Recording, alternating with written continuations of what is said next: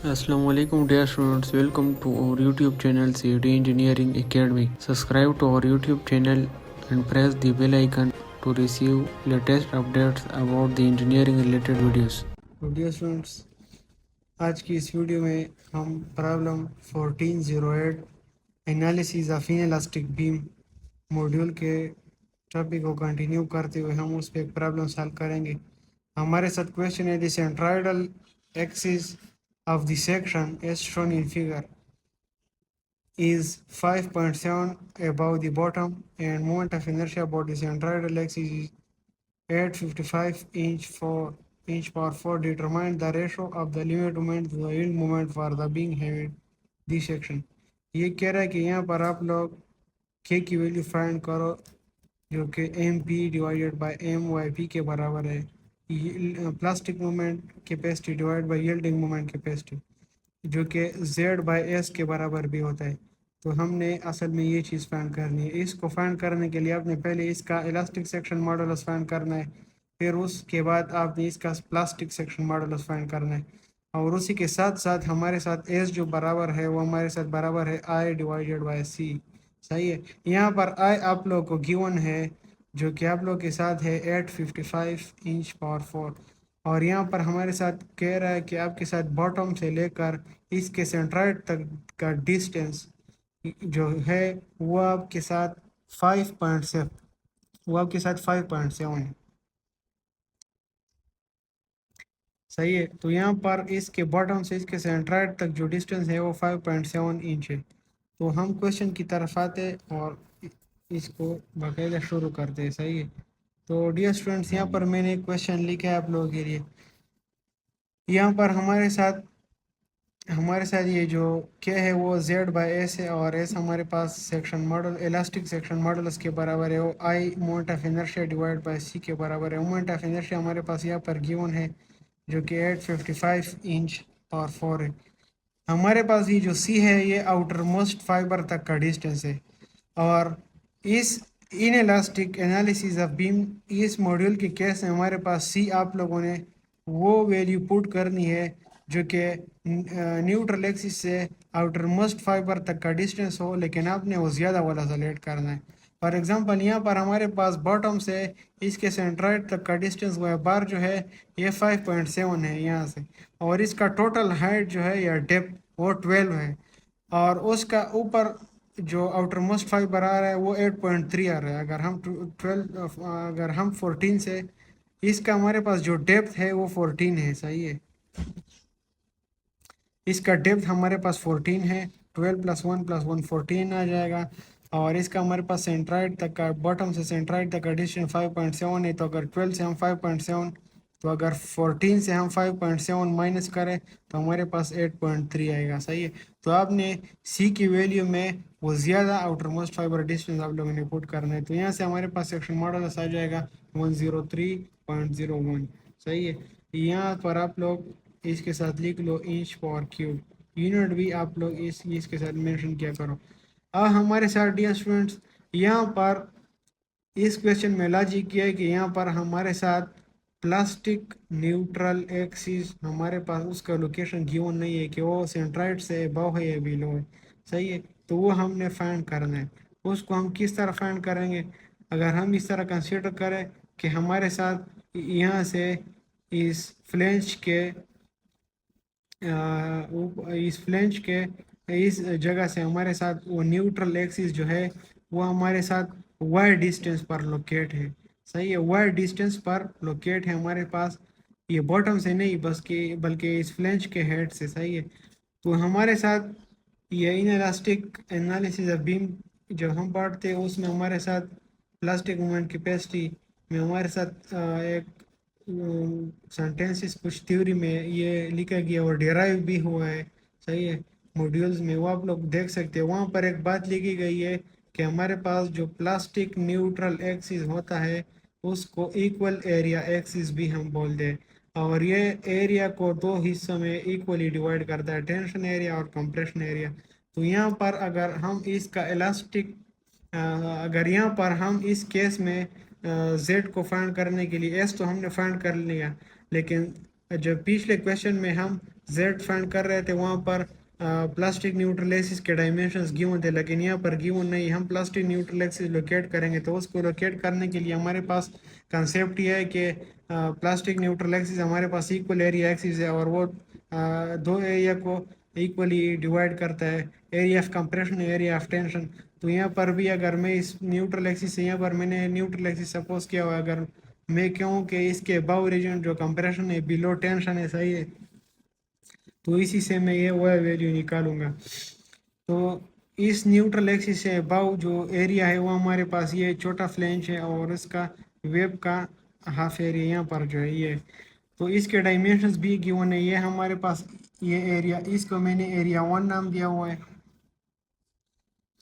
इसको मैंने एरिया 1 नाम दिया हुआ है, सही है, इसको मैंने एरिया 2 नाम दिया हुआ है। ये हमारे साथ अगर न्यूट्रल एक्सिस है, इसका लोकेशन मुझे पता नहीं है कि कहाँ पर है, अगर ये हमारे साथ न्यूट्रल एक्सिस है, सही है, तो ये हमारे साथ इस एरिया 1 हमारे साथ क्या जाएगा 6 मल्टीप्लाई बाय 1, सही है, ये एरिया 1 आ जाएगा।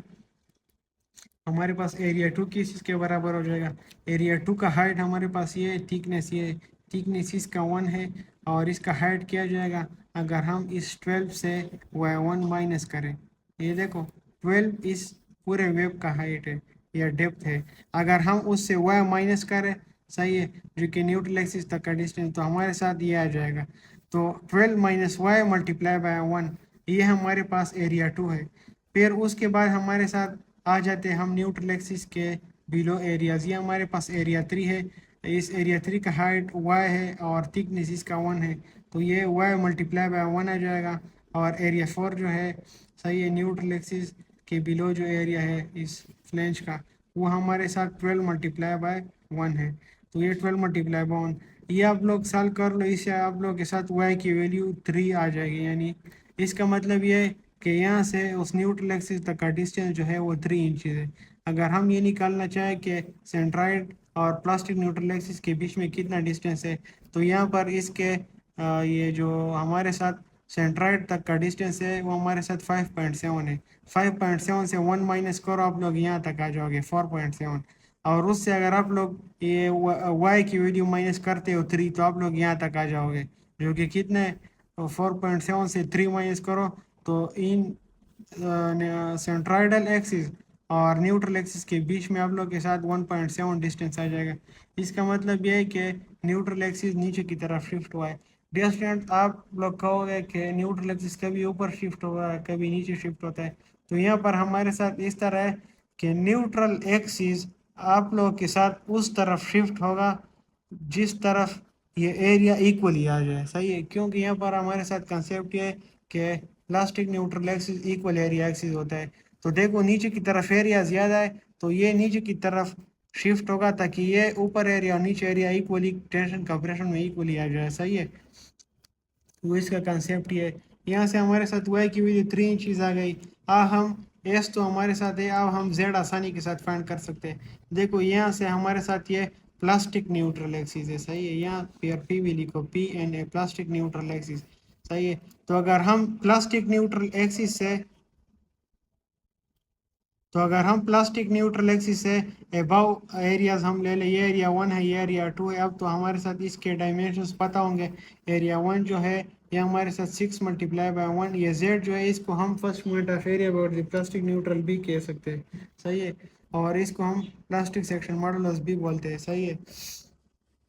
तो इस एरिया 1 का हमारे साथ आ जाएगा 6 मल्टीप्लाई बाय 1, और इस न्यूट्रल एक्सिस से इसके सेंट्राइड तक जो डिस्टेंस होगा, तो ये डिस्टेंस हमारे साथ जो था, ये डिस्टेंस ये हमारे साथ 12 माइनस वाई था, यानी 12 माइनस 3 ये 9 आ जाएगा, और उसके साथ 1 का हाफ यानी 0.5 ऐड करो तो आप लोग इसके मिड तक आ जाओगे, यानी 9.5 आ जाएगा न्यूट्रल एक्सिस के सेंट्राइड तक। फिर आप लोग एरिया 2 जो है वो आप लोग क्या करो, ये डिस्टेंस जो है जो था वो 12 माइनस वाई था, जो कि 9 आ रहा है, 12 माइनस 3 9 आ रहा है, तो 9 मल्टीप्लाई बाय 1 आ जाएगा, और यहाँ से न्यूट्रल एक्सिस से इसके हाफ जो डिस्टेंस है वो 9 का हाफ हो जाएगा, यानी y2 जो है वो हमारे साथ 4.5 हो जाएगा। अब उसके बाद हमारे पास न्यूट्रल एक्सिस से डाउनवर्ड इसके बिलो जो एरियाज है वो आप लोग कैलकुलेट करें। ये 3 जो है ये y तो हमारे पास यहाँ तक न्यूट्रल एक्सिस 3 था, तो ये a3 हमारे साथ जाएगा 3 मल्टीप्लाई बाय 1, सही है। और इसका हमारे साथ जो सेंट्रॉइड तक डिस्टेंस है वो 3 का हाफ हो जाएगा, यानी 1.5, सही है। फिर उसके बाद आप लोग f4 तक आ जाए। f4 जो है वो 12 मल्टीप्लाई बाय 1 है, ये इसका एरिया आ जाएगा। और यहाँ तक इसके सेंट्रॉइड तक का जो डिस्टेंस है वो हमारे पास 3 के साथ 1 का हाफ ऐड करो, यानी 3 के साथ 1 यानी 3 के साथ 0.5 ऐड करो तो 3.5 आ जाएगा।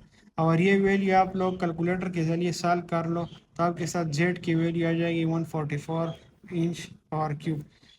डियर स्टूडेंट्स, मैं आप लोग को यहाँ पर एक बात बताना चाहता हूँ कि प्लास्टिक न्यूट्रल एक्सिस के अबाउट जो हम first point of area find करते हैं यानी जेड फाइंड करते हैं, तो हम ये सेंट्राइड जो हम इलास्टिक न्यूट्रल एक्सिस पर first point of area find करते थे उसके अबाव एरिया हम फाइंड कर ले, हम कहते हैं कि बस यही काफ़ी है। लेकिन यहाँ पर इस तरह नहीं है, यहाँ पर आप लोग अबाव एरिया भी फाइंड करोगे, सही है, ऐड करोगे, और बिलो एरिया भी आप लोग ऐड करोगे, सही है।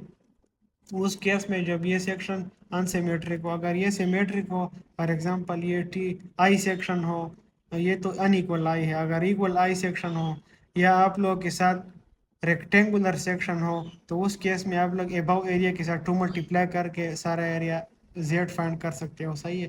First moment of area about the plastic neutral axis, तो यहाँ पर हमारे साथ उसकी वैल्यू 144 है, सही है डियर स्टूडेंट। यहाँ पर जो मैंने कहा वो ये है कि plastic neutral axis area compression के लिए और टेंशन के लिए आप लोग फाइंड करोगे। इस तरह ना हो कि आप कंप्रेशन के लिए फाइंड करो फिर कह लो कि वो भी टेंशन के लिए, नहीं, दोनों के लिए अलग अलग फाइंड करोगे, सही है। अनसिमेट्रिक के केस में अगर सिमेट्रिक हो तो बस उसको 2 के साथ मल्टीप्लाई करके जेड फाइंड कर सकते हो। तो यहाँ से हमारे साथ जेड फाइंड हो गया। अब के हमारे साथ, अब यहाँ पर हमारे साथ क्वेश्चन में कि आप लोग ratio of limit moment to yield moment मतलब M P divide by M Y P या जेड बाई एस आप लोग फाइंड करो। K is equal to Z by S, K is equal to 144 by 103.01 जो कि एस की value है, तो आपके साथ आंसर आ जाएगा 1.397 जो कि अप्रोक्सीमेटली इक्वल है, इसको हम राउंड ऑफ करके भी लिख सकते हैं के की वैल्यू 1.4।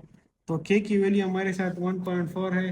अगर हम बुक की सोल्यूशन देख के, सही है, तो यहाँ पर हमारे साथ इस क्वेश्चन में भी हमारे साथ के की वैल्यू हमारे साथ ये 1.4 आ रही है, तो इसका मतलब है कि हमने क्वेश्चन बिल्कुल ही करेक्ट किया है। तो डियर स्टूडेंट्स, ये थी आज की हमारी वीडियो। अगर आप लोगों को अच्छी लगी होगी और आप लोगों को इससे फ़ायदा हासिल किया हो तो अपने दोस्तों के साथ भी शेयर करें और अपनी दुआओं में याद रखें। इतने बिजी वक्त में हम आप लोगों के लिए टाइम निकाल रहे और ये वो क्वेश्चन जो आपके मॉड्यूल में भी नहीं है वो आप लोगों के लिए सॉल्व कर रहे हैं।